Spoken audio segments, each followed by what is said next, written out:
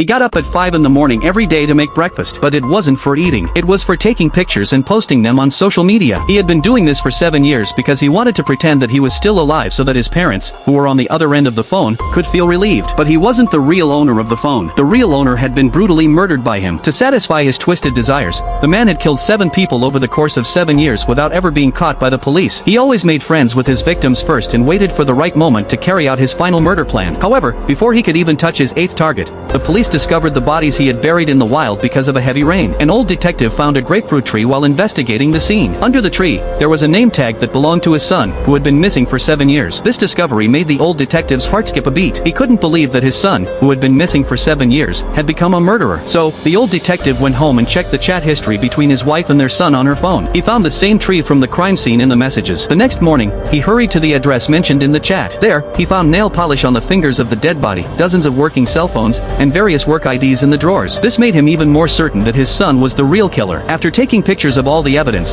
the old detective and his colleagues went to his son's repair shop, but the shop was already empty. All the equipment had been soaked in water, and there were no usable clues left. However, they found that the shop, which had been open for several years, only had 8 customers on the order list. Combining this with the 7 bodies they had found, they realized that the 8th person was the next victim. Just as they were about to go look for this 8th person, a girl walked in. She had lost her phone a few days ago, and someone had brought it here for repair. Since she got her phone back, strange things had been happening around her. She lost her job, her friends left her, and her life was greatly affected. She suspected that the phone had been infected with some kind of virus. After discussing it, they decided to have the girl invite the man to her house under the pretext of fixing her phone, while the police would wait downstairs. But the old detective realized that the man who came was not his missing son. He thought he had made a mistake and kept apologizing. With the lead lost, the police decided to let the girl go home and get a new phone for a while. But this decision almost cost the girl her life. It turned out that another phone in her house had also been infected with the virus by the man. Realizing that he was being watched by the police, the man decided to speed up his killing.